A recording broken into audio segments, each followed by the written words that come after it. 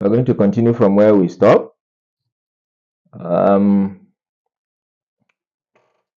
We've been able to talk about the meaning, the characteristics, and the importance. We talked about the meaning and the features or characteristics of planning, as well as the importance of planning. These were the things we talked about. Today's topic is types and objectives of planning. Types and objectives of planning. We have already established the relevance of planning, and I've been able to put it across to you that if you do not plan, then you are already planning to fail. So, in this session, you shall be studying the types and duration of planning, stages of planning, and objectives of planning. So, by the end of this particular class, you should be able to list the types of planning and explain the various duration of economic planning. You should be able to explain different stages of economic planning. Then you should also be able to discuss the various objectives of economic planning. So let's go straight to the types. There are various categories of plan, but we can focus on just 4 types of plan here. There is the short-term plan, which is number 1. There is long-term plan, there is permanent plan, and there is emergency plan. These are 4 that we are focusing on, and basically we are looking at the duration. Now there are planning according to the nature of the economy, whether the economy is a capitalist economy or is a socialist economy, communist, and so on. There are planning which are according to duration.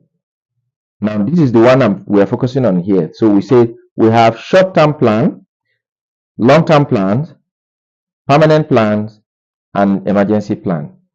Now the short-term plan are plans that are drafted just for a short period of time, probably 6 months, less than a year. Most of these short-term plans are usually less than a year. So we categorize them as a short-term plan. Sometimes it could just be a year. And our yearly budget is an example of a short-term plan. Then we have a long-term plan. We have the what? A long-term plan. The long-term plan is a plan drafted for a period a little bit longer than 2 years. It's a little bit long. Now this can actually be 5 years, 10 years or so. 5 years, 10 years or so.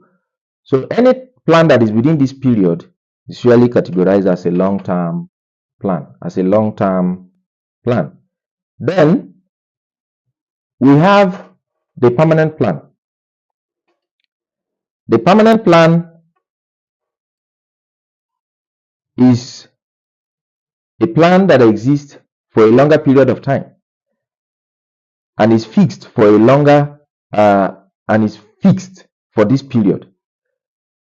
Now, why are we talking about permanent plan and we are talking about long-term plan? Is because sometimes some of our plans, particularly Nigeria, our plans do elapse sometimes or most times do elapse immediately the current administration or the existing administration ended.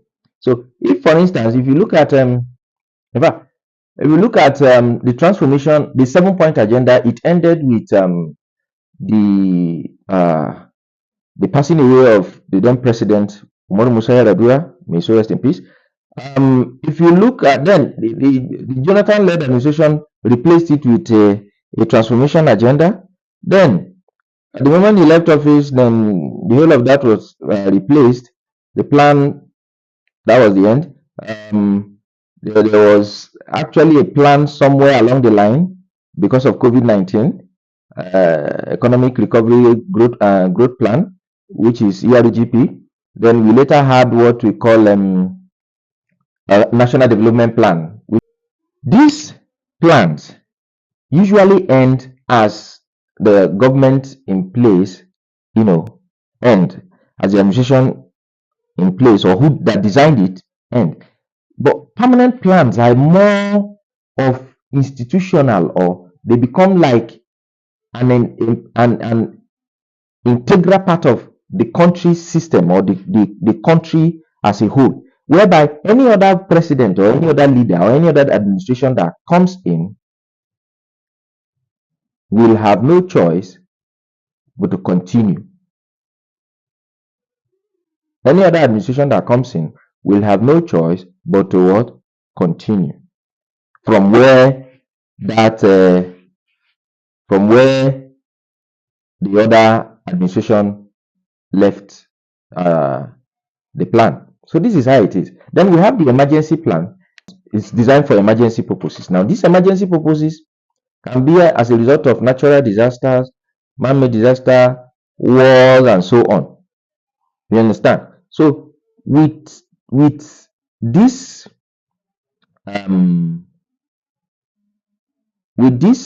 kind of plan, for instance, when we have flood or when there is wildfire, the government will quickly put up a short-term plan. An emergency is even just it's an emergency one, and it's usually short-term to just cater for the challenges that may be emanating from that disaster and so on, of which the COVID-19 was an example. You understand? And the Economic Recovery and Growth Plan, ERGP, can actually be said to be an emergency plan designed to bring us back from, at the time Nigeria was already on recession. Now we go straight to the stages of economic plan. Stages of what? Economic plan. Because economic plan is a very critical economic process that you don't just jump and start. You understand? You don't just jump and you just put up one or two documents together and then boom, you say no, there is an economic plan. There are processes involved and there are stages, each of which is very, very important and will lead to progress or the achievement of the overall objective. Now, one of these stages is the formulation of plan or plan formulation stage. Plan formulation what? Stage. Now, the formulation stage has to do with the period where there is consultations.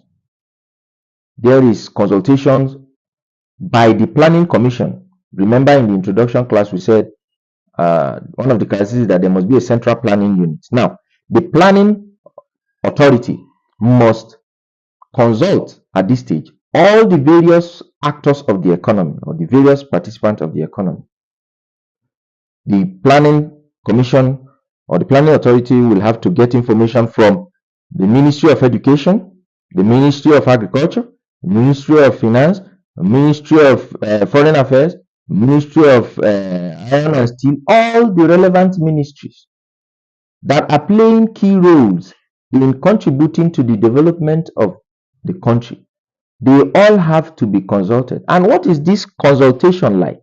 It is about getting information, relevant information that will help us to answer the question of where we are, or that will tell us where we are as a country. You go to the education sector, what do you get? What are the information you get there that are useful? One of those information, what are the number of the enrollment rates? How many students are being registered per year in primary, secondary, and tertiary institution. How many graduates are we getting from tertiary institutions per year? How many graduates, secondary school, and so on? You get this information. What is the performance rate? How many first class? How many people are having 9 distinctions? You get all this information. Then it will help you to know one major thing. Are we making progress in terms of education, or are we stagnant, or are we even moving backward? Now, by the time you get all this information, including the expenditure, how much is spent on this, how much was spent on procuring so and so for the whole year, we know. Go to the Ministry of Agriculture, do the same thing, get all the information. Go to every other ministry. All this information will help you to know where we are. And while you are collecting those information, you are also gathering challenges.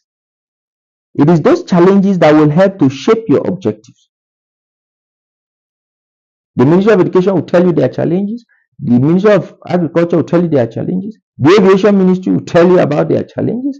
And it is those challenges that will now form your objective. The second stage is the execution or implementation of the plan. Execution or implementation of the plan. This stage, of course, is preceding the first stage. After you have gathered the information, gather all the data, put up an objective together, and put up the plan based on the information you gathered and everything. You now know where you want to be. Now, there is a stage where there is a need for implementation. That implementation stage is very, very vital, because this is where the Planning Commission kickstart all the relevant recommendations that are contained in the plan. They start moving ahead. You want to build bridges, network the whole road across Nigeria. This is the time. The administration have to start, mobilizing funds for this process. You want to increase the medical facilities. This is the time. So between that, the commencement of the plan to the expiration of the plan, there is a constant implementation process, for which as it will contain in the plan, there are time schedules, there are time frames for various objectives, or for each of the objectives, or for the projects captured in the plan. There are various there are time frames that which must be followed. In the next 1 month, in the next 2 months, this has to be done. In the next 3 months, this should have been done.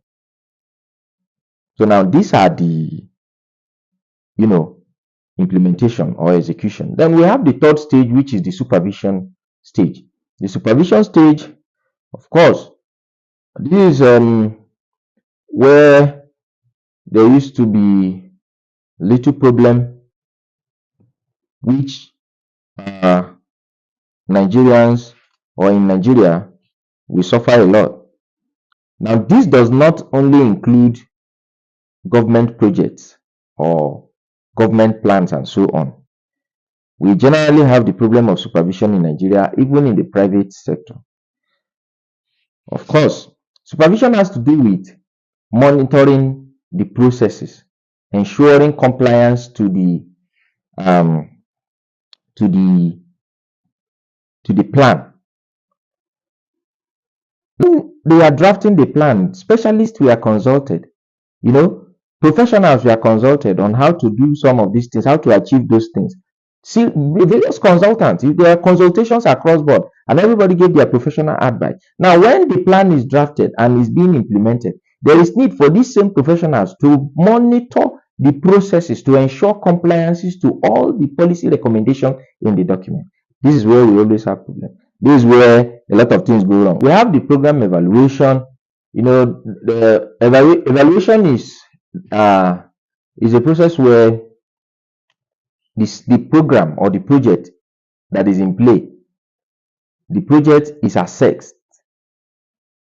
For instance, constructed a road from Lagos to Maiduguri, and the intention was that the road should ease or should reduce the transportation time frame for certain goods that usually take like 3 days from Lagos to Borno State.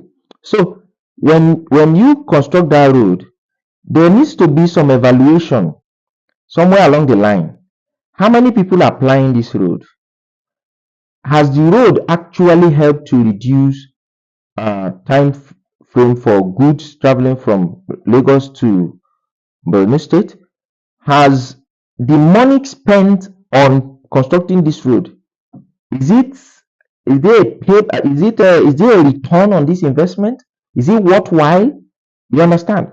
Now, if you end up constructing such road and with huge amount of money and people are not plying the road, then what is going on? Then, and so on. These are some of the things that you need to evaluate. It is also very important to know if the money that was spent is worthwhile. Now, the next subtopic that we are supposed to deal with is the objectives of planning.